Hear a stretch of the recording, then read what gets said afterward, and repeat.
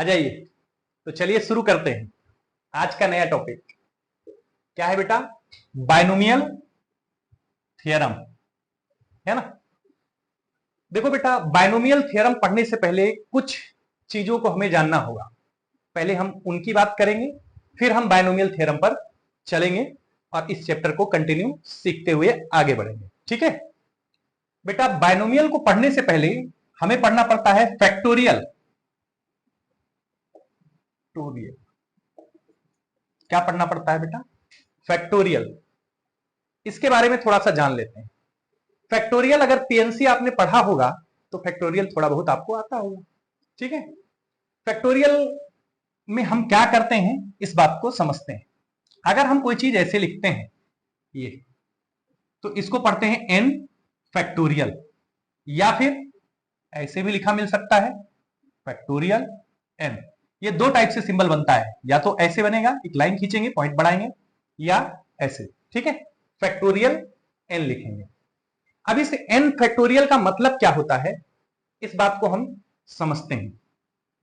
अगर N factorial लिखा है बेटा, तो इसका मतलब हो गया एन से लेकर N, N minus one, N minus two, dot dot dot 3 to 1। यानी फैक्टोरियल एन का मतलब होता है एन से लेकर और 1 तक, यानी 1 2 3, इसका इन सभी नंबर्स का मल्टीप्लीकेशन। क्या होता है? इन सभी नंबर्स का मल्टीप्लीकेशन। फॉर एग्जाम्पल अगर मैं बात करता हूं फैक्टोरियल 6, अगर ये लिखा है फैक्टोरियल 6, तो इसका मतलब क्या हो गया? 6 into 5 into 4 into 3 into 2 into 1। Simple सी बात है कि नहीं? अगर मान लो जैसे अगर 4 फैक्टोरियल लिखा है, तो सिंपली आप क्या लिख सकते हो? 4 इंटू 3 इंटू 2 इंटू 1। मतलब इस टर्म को जो यहां लिखा होगा उसके पीछे 1 तक लिखते जाओ, फैक्टोरियल हो गया विथ मल्टीप्लीकेशन सिंबल। क्लियर हो गया? हाँ, एक बात और समझ लेते हैं। मान लो अगर ये लिखा हुआ है 6, और मैंने कहा कि भाई इस 6 को 6 फैक्टोरियल में लिख के दिखाओ, इस 6 को 6 फैक्टोरियल में लिख के दिखाओ, तो कैसे लिखेंगे? ये सारी बातें इसलिए बता रहे बेटा क्योंकि आगे क्वेश्चन जब हम करेंगे बायनोमियल के, तो उसमें कहीं कहीं बनाने की जरूरत पड़ेगी अपनों को। ठीक है, 6 को 6 फैक्टोरियल में बनाते हैं, तो कैसे बनेगा 6? अब इसमें जरूरत किन चीजों की है? 5 की, 4 की, 3 की, 2 की और 1 की। ये नंबर ऊपर मल्टीप्लाई कर दिया, और यही नंबर नीचे डिवाइड भी कर दें, 5 को 4, 3, 2 और 1। तो अब इस टर्म को हम ऐसे लिख सकते हैं, ऊपर वाले को क्या लिख सकते हैं बेटा? 6 फैक्टोरियल, और नीचे वाले को क्या लिख सकते हैं? 5 फैक्टोरियल। यानी इस 6 को हम इस फैक्टोरियल के फॉर्म में 6 फैक्टोरियल और 5 फैक्टोरियल जैसा लिख सकते हैं। बात समझ आई? यानी किसी भी फैक्टोरियल को अगर मुझे बनाना होगा तो उसको कुछ करने की जरूरत नहीं। जैसे सब एक एग्जांपल और ले लेते हैं, 9 को आप बनाइए, फैक्टोरियल के फॉर्म में लिखिए, तो अपने को क्या करना पड़ेगा? 9 लिखना पड़ेगा। 9 तो है ही है ऑलरेडी। 8 7 6 5 4 3 2 1। अब यही टर्म नीचे डिवाइड में भी बना दीजिए, क्योंकि अगर डिवाइड में नहीं बनाएंगे तो बैलेंस नहीं होगा। 8 7 6 5 4 3 2 1। तो 9 को हम क्या लिख सकते हैं? ऊपर 9 फैक्टोरियल, नीचे 8 फैक्टोरियल लिख सकते हैं कि नहीं?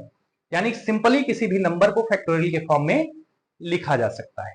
तो फैक्टोरियल आपको, बात फैक्टोरियल की आपको क्लियर हो रही होगी, समझ में आ रही है ना। अब दूसरा पॉइंट इसमें हम लोग सीखते हैं। दूसरा पॉइंट क्या है बेटा, जो अपने को जानना है? ठीक है, दूसरा पॉइंट जानना है फैक्टोरियल को यूज कैसे करेंगे, कहां पर करेंगे। ठीक है, तो उसके लिए हम लोग एक फॉर्मूला पढ़ते हैं बेटा। ठीक है, फॉर्मूला है एनसीआर, बहुत पॉपुलर फॉर्मूला है। ठीक है, इसको आपने पढ़ा भी होगा अगर पीएनसी पढ़ा हुआ है तो।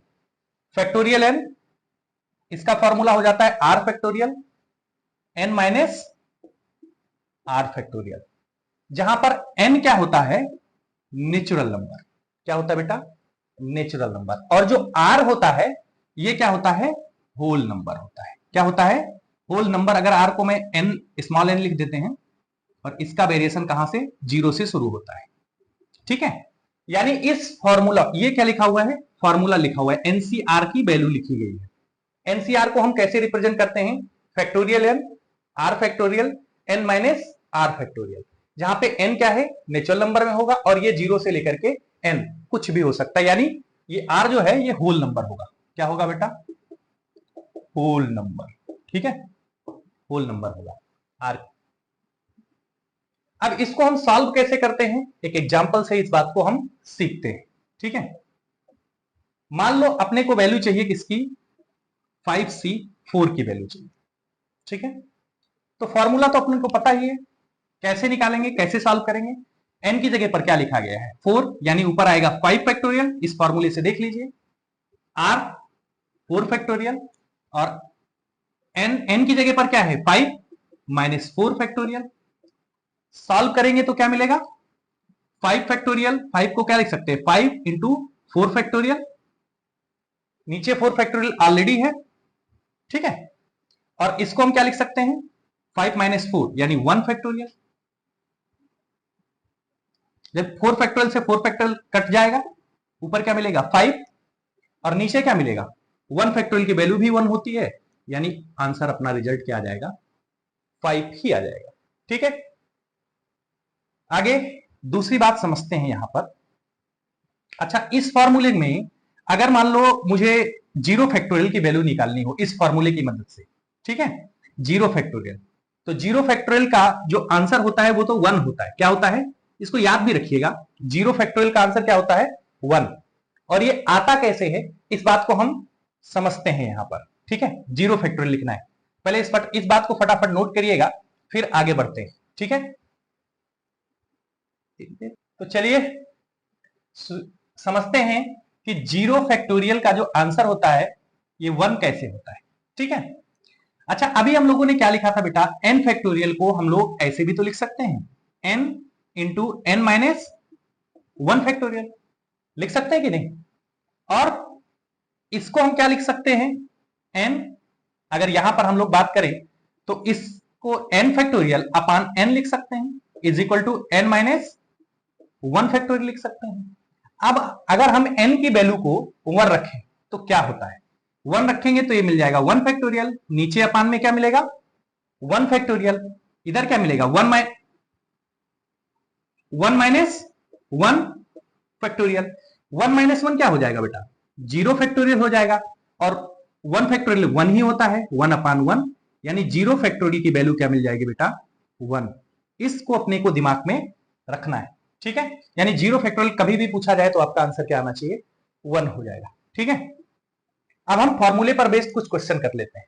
ठीक है, जैसे हमने पढ़ा एनसीआर का जो फॉर्मूला था अभी हम लोगों ने देखा, ये एन फैक्टोरियल, आर फैक्टोरियल और एन माइनस आर फैक्टोरियल। ठीक है, अगर मान लो अपने को लिखा गया है 15C2, ठीक है, तो अब इसको हम सॉल्व करते हैं। कैसे सॉल्व करेंगे, ये क्या आएगा, 15 फैक्टोरियल, आर की वैल्यू क्या है 2 फैक्टोरियल, और इधर हो जाएगा 15 माइनस 2 फैक्टोरियल। ठीक है, इसको सॉल्व करेंगे, हो जाएगा 15 फैक्टोरियल, 2 फैक्टोरियल को लिख सकते हैं 2 इंटू 1, और ये हो जाएगा 13 फैक्टोरियल। इसको सॉल्व करेंगे 15 इंटू 14 इंटू 13 फैक्टोरियल, 2 रहेगा ही रहेगा, ये हो जाएगा 13 फैक्टोरियल, ये इससे कैंसिल, ये इससे कटेगा, 15 टू जा 30 हो जाएगा, 15 टू जा कितना हो जाएगा बेटा, 30, इसका आंसर हो जाएगा। ठीक है, हाँ यहां पे ध्यान दीजिएगा कि ये 2 7 जा कटेगा बेटा, तो ये कितना हो जाएगा, 15 इंटू 7, और 15 7 जा कितना होता है, 105, अपना आंसर क्या हो जाएगा, 105 हो जाएगा। ठीक है, अब इस बात को हम समझते हैं थोड़ा सा, ये तो हमारा नॉर्मल कैलकुलेशन है, इसको एक तरीके से और किया जा सकता है। ठीक है, वो तरीका क्या है, यानी उसको आप ट्रिक भी समझ सकते हैं इस क्वेश्चन को करने की। अगर कोई टर्म ऐसा लिखा गया है 15C2, ठीक है, अब इसमें कैलकुलेशन इतना ना करना पड़े तो कैसे सॉल्व करते हैं, क्या देखेंगे हम, जो ये वाला टर्म है 15 और नीचे वाले कितना लिखा गया है 2, तो इसको 2 कदम पीछे ले जाना है, यानी 15 को हम क्या लिख सकते हैं 15 और इंटू कितना लिखेंगे 14, पीछे ले जाएंगे, और 2 इंटू 1, 2 को भी 2 कदम पीछे, 2 कदम वो ऑटोमेटिकली जाएगा 1 तक ही जाएगा, इससे ऊपर जाएगा ही नहीं। ठीक है, 2 7 जा और कट गया, कितना हो गया 15 को 105, फटाक से आंसर आ जाएगा, है कि नहीं। तो चाहे आप इस तरीके से सॉल्व करें और चाहे इस तरीके से सॉल्व करें, ये आपको बेहतर तरीका होगा। एक क्वेश्चन और ले लेते हैं, ठीक है, फटाफट इसको नोट करते चलिएगा। मान लो क्वेश्चन ऐसा लिख गया 15C10, ठीक है, इसकी वैल्यू सॉल्व करना है, तो आपको क्या करना पड़ेगा भाई 15 को 15C2, अब इसको हम सॉल्व करें तो एक तो मेथड ये है कि हम अपना बेसिक ऐसे लगाते जाएं, सॉल्व करते जाएं।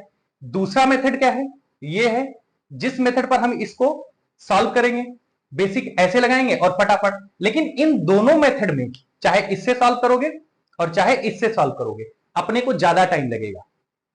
तो इसके लिए क्या तरीका होगा, इसको हम आगे वीडियो में देखेंगे कि हम इस तरीके के क्वेश्चन मिलते हैं जो टर्म बड़े हों, उनमें क्या फॉर्मूला या क्या प्रॉपर्टी यूज कर सकते हैं, उस प्रॉपर्टी के लिए हमको पढ़ना पड़ेगा प्रॉपर्टीज ऑफ एनसीआर। हम जस्ट देखेंगे आगे, ठीक है। तो फटाफट इन बातों को नोट करते हैं फिर आगे बढ़ते हैं। चलिए आगे हम लोग पढ़ते हैं बेटा प्रॉपर्टीज, ठीक है, properties of NCR, properties of NCR. और इस पर आप इंपॉर्टेंट टिक करिएगा, कुछ प्रॉपर्टीज हम लोग पढ़ेंगे जो अपने को दिमाग में रख के चलना है, ठीक है, क्योंकि ये प्रॉपर्टीज आपको आगे बहुत काम आने वाली है, ठीक है। तो पहली प्रॉपर्टीज की हम बात करते हैं, अगर कोई भी फॉर्मेट एनसीआर ऐसे लिखा हो, इसकी वैल्यू बेटा एनसी एन माइनस आर के बराबर होती है। क्या कहा, एनसीआर की value NC N minus R के बराबर होती है। चलिए आइए देख लेते हैं कि ये दोनों वैल्यूज आपस में बराबर होती हैं या नहीं, ठीक है।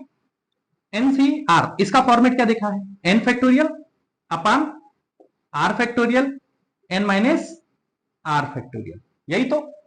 अब आते हैं इधर, इसको एनसीआर के थ्रू निकालेंगे, ऊपर क्या मिलेगा एन फैक्टोरियल, इसका हो जाएगा एन माइनस आर फैक्टोरियल। अब इन दोनों का सब्ट्रैक्शन, यही तो लिखते हो ना बेटा, एन माइनस आर कैसे आया, ऊपर और नीचे वाले का सब्ट्रैक्शन, इसको इससे सब्ट्रैक्ट करो और सॉल्व करोगे तो अपने को क्या मिलेगा आर फैक्टोरियल। तो आपने क्या देखा कि ये वाली वैल्यूज और ये वाली वैल्यूज दोनों सेम है कि नहीं। अगर दोनों सेम है तो उसको हम लोग इस तरह से भी यूज कर सकते हैं, इस फॉर्मूले का भी यूज कर सकते हैं, ठीक है। तो आइए अब उस क्वेश्चन को हम देखते हैं जो क्वेश्चन हम लोगों ने छोड़ा था। हमने क्या छोड़ा था भाई कि अगर मान लो अपने को 15C10 का वैल्यू निकालना है तो हम चाहे 15C10 का निकालें, लेंदी कैलकुलेशन होगा, या फिर हम इसको ऐसे भी लिख सकते हैं 15 माइनस 10 5, आंसर सेम बन जाएगा, बनेगा कि नहीं। तो चलिए हम इसी को सॉल्व कर लेते हैं। अब इसको सॉल्व करना बहुत आसान है, 15 इंटू 14 इंटू कितना कदम पीछे जाना है 5, 13 इंटू 12 इंटू 11, ये 5 कदम हो गया, क्योंकि 15 से पहला कदम 15, 14, 13, 12, 11, नीचे 5 को 5 इंटू 4 इंटू 3 इंटू 2 इंटू 1, ठीक है। तो अब इसको 4 3 जा 12 कट जाएगा, 5 3 जा 15 और 2 7 जा 14, यानी कैलकुलेशन क्या होगा बेटा 3 इंटू 7 इंटू 13 इंटू 11। मल्टीप्लाई आपको आता ही है, फटाफट लिखो और मल्टीप्लाई आप करो और इसका आंसर बताओ मुझे क्या आएगा, कमेंट में इसका आंसर जरूर बताइए, ठीक है। तो इस तरह के क्वेश्चन जब आपको दिखें जिसमें ऊपर एन की वैल्यू और आर की वैल्यू दोनों बड़ी हो लेकिन उनका गैप जो हो वो कम हो, छोटा हो, तो हम लोग क्या करेंगे इस प्रॉपर्टी को यूज कर लेंगे और इस प्रॉपर्टी के बिहेव पर क्वेश्चन बनाएंगे, ठीक है। फटाफट इसको नोट करते हैं और हम इस पर एक क्वेश्चन और सॉल्व कर लेते हैं। जल्दी से नोट करिए आप लोग, ठीक है। वीडियो पोज करके आप लोग नोट कर लिया करिए, क्योंकि अगर वीडियो आप पोज नहीं करेंगे तो ये सारी चीजें इरेज हो जाएंगी आपके सामने। ठीक है, अब हम लोग मान लेते हैं कि अपने को लिखना है 100C99 की वैल्यू। किसकी वैल्यू निकालना बेटा? 100C99। अब अगर आप फॉर्मूला लगाते हो या मेरी बात को मानते हो कि आप पीछे वाले को तरीके को अपनाते हो, यानी ट्रिक को अपनाते हो, तो दोनों से कैलकुलेशन क्या होता है? लेंदी। लेकिन हम लोग तो एक कदम आगे बढ़ चुके हैं ना, और हमने एक प्रॉपर्टी भी सीख ली है कि भाई एनसीआर है अगर, तो आपको टेंशन नहीं लेना है। चाहे एनसीआर की वैल्यू निकालो, चाहे एनसीएन माइनस आर की वैल्यू निकालो, दोनों वैल्यूज क्या होती हैं? सेम होती है, इक्वल होती है। तो इसको हम ऐसे भी तो सॉल्व कर सकते हैं। 100C और 99 को क्या लिखे? इन दोनों का सब्ट्रैक्शन। सब्ट्रैक्शन क्या आएगा बेटा? 1। 100C 99 नहीं लिखेंगे, 100 में से 99 जाएगा, 1 आ जाएगा। अब इसको कितना पीछे ले जाना है? एक ही कदम पीछे ले जाना है, और इसका आंसर 1 तो 1 रहेगा ही, यानी आंसर क्या आ गया? 100। तो अगर आपको ये फॉर्मेट नहीं पता होता बेटा, तो ये क्वेश्चन क्या हो जाता आपके लिए? टफ हो सकता था। लेकिन इस प्रॉपर्टी को याद रखिएगा। ऐसे इस जितनी प्रॉपर्टी, 5 प्रॉपर्टी हम लोग पढ़ेंगे इसमें, और पांचों प्रॉपर्टी अगर अपने दिमाग में रखा यानी याद रखा, तो आपका क्वेश्चन फटाक से होता जाएगा। ठीक है, तो चलिए अब हम लोग सेकेंड प्रॉपर्टी पर बात कर लेते हैं। सेकेंड प्रॉपर्टी क्या है बेटा? NCR is equal to N upon R into n-1 C R -1। क्या कहा? ध्यान से सुनिए। एनसीआर अगर लिखा है तो n क्या होगा? जो ये n होगा, ये और r दोनों डिवाइड में आएंगे, इंटू n-1, यानी n जो ऊपर n होगा उसमें से एक कम होगा, सी r में से भी एक कम होगा। ठीक है, इसको बेटा रावण प्रॉपर्टी के नाम से जानते हैं। हम बोलते हैं रावण प्रॉपर्टी। क्यों? क्योंकि देखो इस प्रॉपर्टी में ये जो इसका, ये समझ लो रावण के 2 सर हैं। ये दोनों क्या हो रहे हैं? जितना सर आप डिवाइड करोगे, जैसे इसको n और c को हमने काट दिया यानी डिवाइड किया तो नया सर n-1 निकला, r-1 निकला। आगे इसको हम ऐसे भी समझ सकते हैं, n अपान r एक बार कट किया, अब मैंने इसको दोबारा भी कट किया, यानी n-1 r-1, तो इसका फिर से एक नया सर आ जाएगा। क्या आएगा? n-2 c r-2, यानी जितनी बार इसको आप कट करते जाएंगे उसका नया सर ऑटोमेटिकली जनरेट होता जाएगा। अगर आपने इसको ऐसे लिख दिया NCR into NC1 R-1 into n-2 अपान R-2, तो यहां पर क्या आ जाएगा? n-3C R-3, है ना? ये बहुत काम की प्रॉपर्टी है। आपको इसके क्वेश्चन, बाइनोमियल के क्वेश्चन बनाते समय इसको बहुत यूज करेंगे, इसको और एक प्रॉपर्टी अगली पढ़ेंगे। दोनों प्रॉपर्टीज पूरी सीरीज को सॉल्व करने के लिए अपने हेल्प करेंगे। ठीक है, तो फटाफट इसको नोट करते हैं और आगे बढ़ते हैं, इस पर एक क्वेश्चन बनाते हैं। ठीक है, चलिए नोट कर लिया होगा आपने, है ना? अब देखिए जो हमने प्रॉपर्टीज लिखा हुआ है, NCR n upon R n-1 c r-1। ठीक है, बेसिक चीजें हैं। एक क्वेश्चन इस पर भी समझ लेते हैं। जैसे मान लो अपने को दिया गया है 5C और 4। ठीक है, अब इस प्रॉपर्टी को हम लोग यूज करते हैं। इस प्रॉपर्टी को यूज करेंगे तो हम क्या लिख सकते हैं? इसको लिख सकते हैं बेटा 5/4। अब इसकी वैल्यू 5 से एक कम हो जाएगी यानी 4C, और इसकी वैल्यू 4 से एक कम हो जाएगी 3, यानी इसको आप इस फॉर्मेट में लिख सकते हैं अगर कोई चीज ऐसी लिखी है। अब ये सारी चीजें यहां पर क्यों बता रहे हैं? केवल ऐसे तो देखने में बिल्कुल बेसिक सा लग रहा होगा। ये चीजें बेसिक हैं, लेकिन जब ये क्वेश्चन में आएंगी तो आपके लिए टेक्निकल ना हो, इस बात को समझने के लिए यहां पे हम लोग सीख रहे हैं सारी चीजों। ठीक है, 5CR तो इसको 5/4 लिख सकते हैं, 4C3 लिख सकते हैं। ठीक है, दूसरा मान लो 6C7।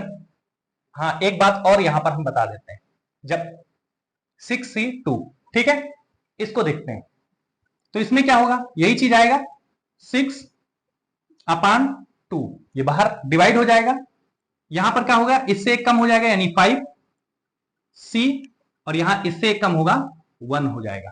ठीक है, तो फटाफट इन चीजों को नोट करिए और हम आगे बढ़ते हैं, नई प्रॉपर्टीज को सीखते हैं। ठीक है, फटाफट नोट करिए। तो चलिए तीसरी प्रॉपर्टी को देखते हैं। ठीक है, तीसरी प्रॉपर्टी क्या है बेटा, NCR प्लस NCR-1।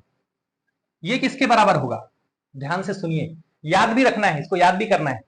N और N यानी ऊपर दोनों सेम, नीचे एक ज्यादा है और एक उससे कम, यानी अगर ये R है तो दूसरा R-1। तो आंसर आएगा इसका N+1, यानी नीचे तो ऊपर सेम था इधर, लेकिन ऊपर इधर बढ़ रहा है। ध्यान रखेंगे जब हम लोग प्रॉपर्टीज, देखो इंपॉर्टेंट क्या है, प्रॉपर्टीज को याद रखना, क्योंकि प्रॉपर्टीज याद रहेंगी तो ही क्वेश्चन में अप्लाई कर पाएंगे। तो याद कैसे करें, ऊपर दोनों सेम है, नीचे R क्या हो रहा है, एक एक्स्ट्रा और एक उससे कम है, तो हम कैसे करेंगे, ऊपर एक बढ़ेगा, CR लिखा जाएगा, यानी NCR plus NCR-1, N+1 CR, इसको लिखेंगे। इसको बेटा हम वायरस प्रॉपर्टी बोलते हैं। वायरस प्रॉपर्टी क्यों बोलते हैं, जब हम न्यूमेरिकल करेंगे इसका तो आप देखेंगे, क्योंकि जिस सीरीज में ये लग गया ना बेटा, तो वो उसको क्या कर देता है, पूरी सीरीज को खत्म कर देगा। बड़ी सी सीरीज दिखेगी हमको, लेकिन हम जैसे जैसे यूज करते जाएंगे, दोनों ऊपर वाले टर्म सेम आते जाएंगे और सीरीज छोटी होती जाएगी, छोटी होती जाएगी, लास्ट में सिर्फ एक टर्म बचेगा और फटाक से हम लोग सॉल्व कर पाएंगे। ठीक है, लेकिन अभी हम इस बात को सीख लेते हैं। अब इसको एक एग्जाम्पल से समझते हैं। कैसे, देखिए n की जगह पर मान लीजिए कुछ भी लिखा हुआ है, 7C6 लिखा हुआ है प्लस 7C5 लिखा हुआ है, इज इक्वल टू क्या हो जाएगा बेटा। अब मैंने क्या कहा था, ऊपर दोनों सेम हो तो इसमें एक प्लस करो, यानी 7+1 क्या लिख सकते हो आप, 8 भी लिख सकते हो। C तो एज इट इज रहेगा, 6 और इधर एक कम हुआ तो अपने को क्या लिखना है, बड़ा वाला, यानी क्या आएगा, 6 ही आएगा। बात समझ आई है ना। ठीक है, एक एग्जांपल और बना लो सर, ताकि हमको थोड़ा और क्लियरिटी आ जाए, तो एक और देख लेते हैं, है ना। अगर मान लो बेटा मैंने ऐसे लिख दिया 7C5 प्लस 7C6, तो क्या आएगा सर। एक्चुअली मैंने दोनों क्वेश्चन को सेम ही लिखा है, अगर ये आगे रहे ये पीछे रहे तो भी घबराने की जरूरत नहीं बेटा, आंसर तो वही आने वाला है ना, आंसर तो यही आएगा ना, क्योंकि R क्या है, R और R-1 लिखते हैं तो आंसर R ही लिखा जाता है ना, यानी 8C R ही अपना आंसर आने वाला है। क्लियर है ना, तो फटाफट इसको नोट करिए और आगे की प्रॉपर्टीज देखते हैं। ठीक है, यानी प्रॉपर्टीज नंबर 4। तो बेटा प्रॉपर्टीज नंबर 4 क्या है, बहुत प्यारी सी प्रॉपर्टी है। ठीक है, इसको भी हम लोग यूज करते हैं। प्रॉपर्टीज नंबर 4 क्या है बेटा, कि NCX is equal to NCY हो। ठीक है, तो पक्की बात है कि x और y दोनों क्या होने चाहिए, सेम होने चाहिए। क्लियर, और अगर x प्लस वाई, या फिर ऐसे समझ लो x प्लस वाई की वैल्यू n के बराबर हो तो y is equal to n minus X लिखा जा सकता है। बेसिक बात है, यानी इसको NCX को हम ऐसे भी लिख सकते हैं NCn-x। ये दोनों वैल्यूज भी अपने को याद, ये कम यूज आने वाली प्रॉपर्टी है, रावण प्रॉपर्टी और वायरस प्रॉपर्टी, ये दोनों प्रॉपर्टीज अपने को न्यूमेरिकल में बहुत काम आने वाली। ठीक है, इसलिए वहां पर ध्यान रखेंगे। ठीक है, तो चलिए आगे बढ़ जाते हैं और प्रॉपर्टी नंबर 5 हम लोग करते हैं। प्रॉपर्टी नंबर 5 हम लोग करते हैं फटाफट। अगली प्रॉपर्टी क्या है बेटा, NC और R-1, या NCR ऐसे लिखिए तो ज्यादा सही रहेगा, NCR अपान NCR-1। तो इसको कैसे लिख सकते हैं, इसको लिख सकते हैं बेटा N-R+1 अपान R। ध्यान से देखिएगा, NCR इसको कैसे लिखेंगे, N-R+1 अपान R। ये भी न्यूमेरिकल में यूज आने वाली प्रॉपर्टी है। ठीक है, ये 5वीं प्रॉपर्टी हो जाएगी अपनी। ठीक, अगर कोई भी क्वेश्चन ले लेते हैं इस पे, मान लीजिए 5C4 लिखा गया है, अपान 5c और यहां पे 3 लिखा गया है, यहां r लिखेंगे तो यहां r माइनस 1 लिखेंगे, तो इसका आंसर क्या आ जाएगा? 5 तो ऐसे ही रहेगा, r यानी 4 माइनस करेंगे प्लस 1 अपान 4 करेंगे, रिजल्टेंट क्या आएगा? 6 माइनस 4 करेंगे तो 2 मिलेगा और नीचे 4 दोनों कटेगा तो बेटा 1 अपान 2 आ जाएगा, है ना। तो इस तरह से इन पांचों प्रॉपर्टीज को हम लोग यूज करेंगे और याद रखेंगे। सबसे इंपॉर्टेंट बात है इसको याद रखना। जब आप याद रखेंगे और इसमें जो हमने दूसरी प्रॉपर्टी, पहली, दूसरी और तीसरी, ये तो तीन बहुत इंपॉर्टेंट है, और पांचवी भी, एक चौथी वाली जो प्रॉपर्टी हमने बताया है उसको आप थोड़ा सा लाइटली ले सकते हैं। बाकी ये पांचों प्रॉपर्टीज अपने को याद रखनी है, क्योंकि अगर हम इनको याद रखेंगे तो हमारे क्वेश्चन फटाफट बन जाएंगे, ठीक है। तो इस बात को आप नोट करिए, समझिए, याद करिए, और बाकी इसके आगे यानी अब हम लोग शुरू करेंगे बायनोमियल थ्योरम, लेकिन वो ये वीडियो लेंदी हो जाएगा, इसलिए हम लोग उस पार्ट को अगले वीडियो में कवर करेंगे, ठीक है। अगले वीडियो में हम लोग बायनोमियल थ्योरम स्टार्ट करने वाले हैं, तो इस वीडियो को आप प्रॉपर देखिए और इसको याद रखिए, ठीक है। तो चलिए आज के लिए बाय।